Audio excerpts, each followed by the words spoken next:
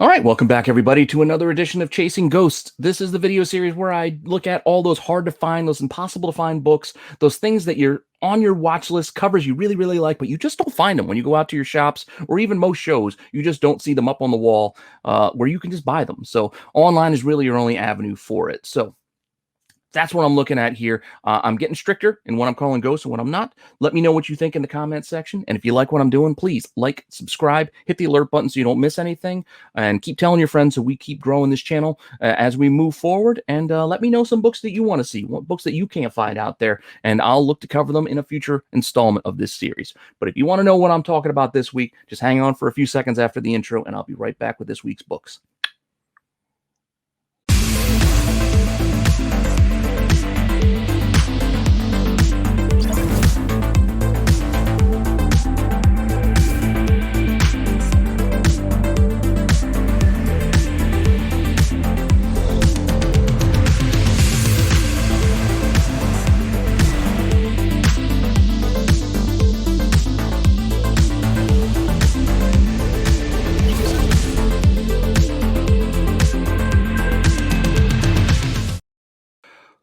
Okay, so for this week, I am going to start off no theme this week. It's going to be some books that I've been looking at. They've been on my list for a while to cover, and just some things that I just kind of want to dive into and check out to see what's the status on them. And the first one is a cover that I love and I do not own yet. One of my favorite artists, Adi Granoff. I do dig this Hulk. This is one of my favorite Hulk covers, but I just don't have one because I haven't come across it. And this is Incredible Hulks 635, the variant. I just can't seem to find this thing, or at least find it for a price that I can afford or am willing to pay. Now, if we want to look at this thing, this is a 1 in 25 incentive. It's from August of 2011, and it's coming off a print run of about 38,000, a little over 38,000. So if we do that quick math on the 1 in 25, we're looking at just over 1,500 copies for this thing that are out there. So it's not a tiny number. Like, this thing should be out there, but I'm just not seeing it, and I've been looking. And again, I know I can buy them online. There's copies to be found online, but they're a little pricey. If we want to check the census to see what we got in the census, out of those 1,500 plus, there's only 58 in the census, which one would think there'd be a few more than that. I would have thought this would have been a book that had closer to like 150 to 200 copies. Honestly, that's what I would have expected. But here we are, 58 copies in the CGC census, 24 9/8s, 16 9/6s, 7 9/4s, and then a couple of others to kind of round out that number. But there are copies to be had out there. So this one listed for sale, there are some options. But like I said, they may be pricey. There's a couple of 9/8s ranging from $950 to about $1,000. There's three right there, 3 9/8s, $950 or $1,000. All right in that same range, all kind of bunched together there.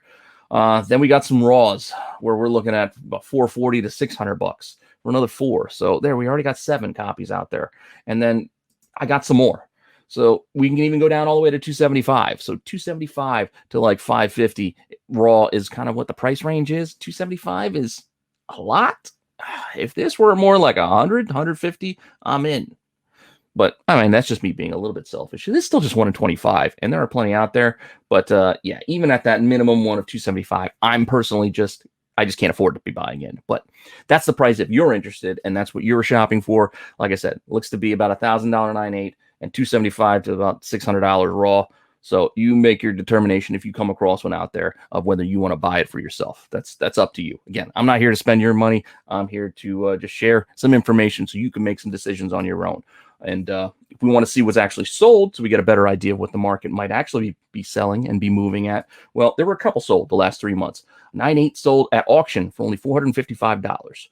So that was in September. So that's only a couple of weeks ago at auction with 27 bids. So the market is saying this is closer to about $500, $450 to $500. So those $1,000 might sit for a little bit, but hey, you never know. I mean, that's what's there. That's what's there. You can't make somebody sell something for a price that you want just because, hey, look, the last one sold for $450. That doesn't mean the seller who owns those other ones are going to give you that price. Don't expect it to happen that way. That's not how life works. So, and then you see there's another raw there, best offer on $400. So still is a solid seller price wise for a raw. So keep that in mind as well. But Only 2 copies over the last couple of months sold. And there are 11 options I think I just shared with you when I took my peek into the market on eBay right now. And then there's other avenues too. You got Macari's and other online sources. Keep an eye on whatnot. Wherever you might be doing your online shopping or even store shopping, you check there and check the prices for yourself. Because there are 1,500 copies at least by our estimates, and plenty to be had. Now, that's the Hulk book. And I do want one. I'll keep looking. Maybe I'll get lucky one of these days. You never know. It's also part of the chase. It's part of the fun. So I love chasing these things. And if I find it for a price I can afford, I'll buy it. If not, well, I'll keep looking. But our next book is a somewhat more recent book. And I believe my buddy Van Denby, I know I mention his name all the time because he covers a lot of this stuff. And they have a lot of the same interest as it goes with variants. So he drops a lot of knowledge and gives me some ideas of things to kind of cover. And this Mr. and Mrs. X number 3 is one that he mentioned before, I believe in one of his articles. And this is, like I said, not that long ago. It's from September 2018. This is a 1 in 25 incentive as well. So it's not a very high ratio, but there weren't a lot of people buying Mr. and Mrs. X, especially by the 3rd issue. First issue, okay, maybe. First issue X book, people jump in. By the time you get to the 3rd issue, a lot of those readers drop off because they were just buying it for number 1.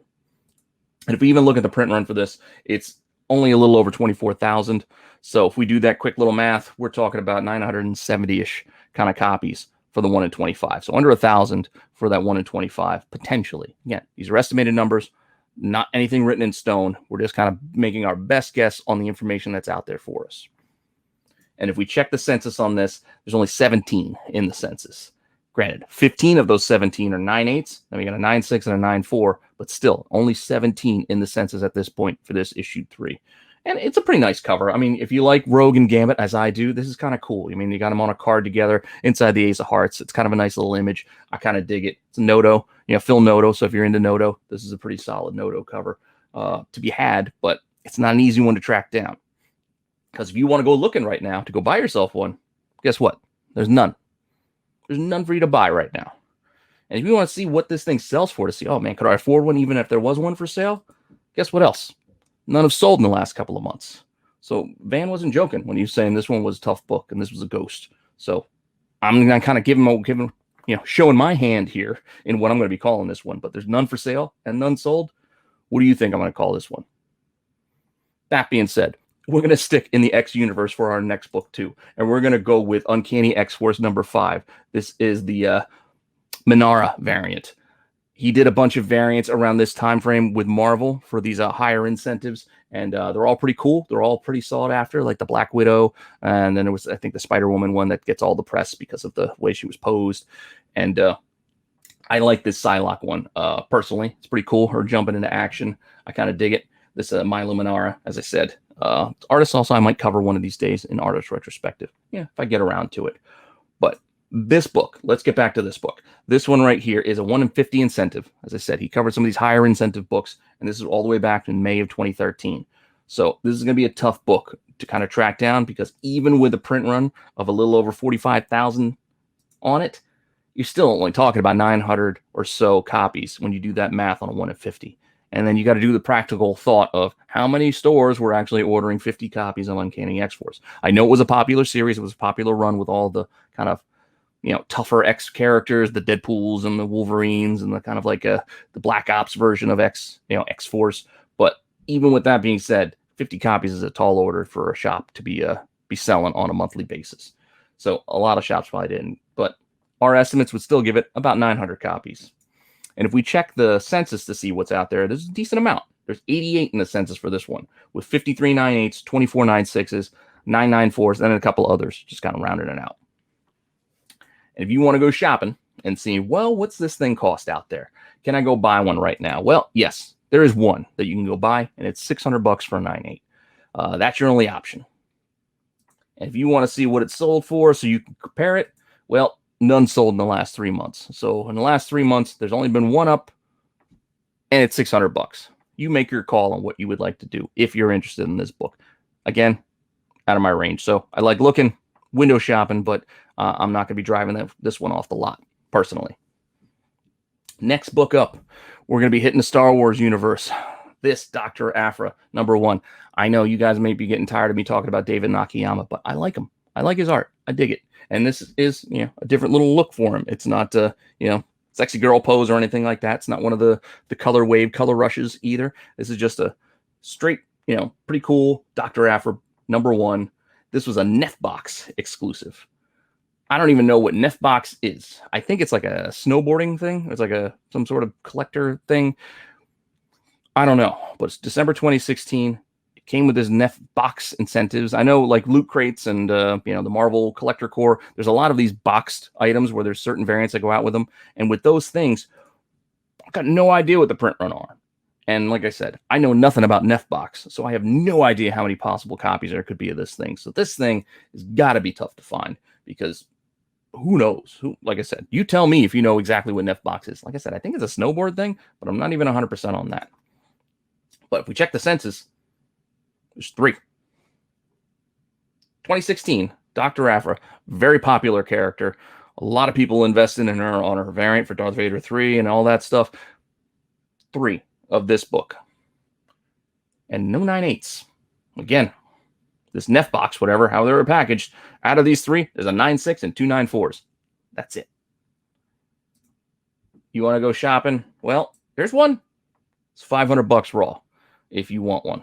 So $500 raw with 15 watchers. So there's a few people aware of this book and keep an eye out for it. I think my buddy Phil might have one of these too. But keep an eye on this thing. It's a tough one. And if you want to see what one sold for to get an idea of the pricing, well, just like Manara, there's none in the last 3 months. So there's one out there, none sold. It is what it is. If you want it, you got to pay. I want it. I don't have the money to pay, or I just don't want to pay that. So again, sitting this one out, coach. And I got one more book, which I do and have had sitting next to me this entire time. I kind of dig this this cover. It's Raza.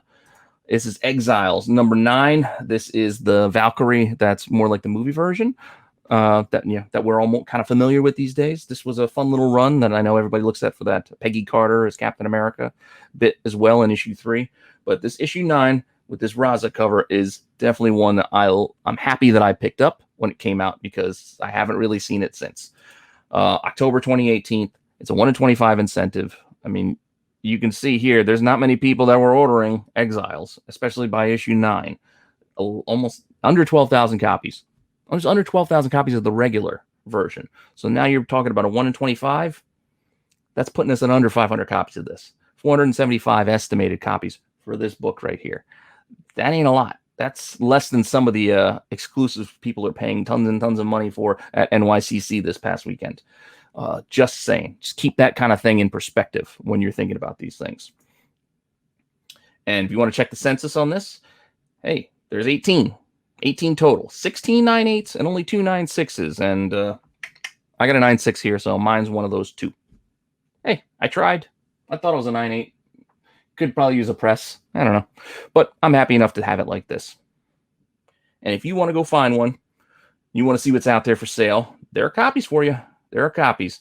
Look, there's look like a 9/6 up there for $140, and then a bunch of raws in that like $125, $100 range. So there you go. 5 copies out there. Again, one graded. You can take that shot to crack press resub if you wanted. It's a few raws if you wanted to play with that. But $100 to $125 looks to be the range for the raws as well. And if you want to see the price on what it actually sells for, well, the last sold one was, we'll have to guess because there's none sold in the last 3 months. And again, I know we can go track down, especially graded sales beyond 3 months, but I just don't think that stuff is relevant anymore. So I don't want to go push back that far anyway, because it doesn't matter. The market's moved on. I don't think it really has much weight. That being said, there are still copies in this book to be had, even though there's under 500 copies available.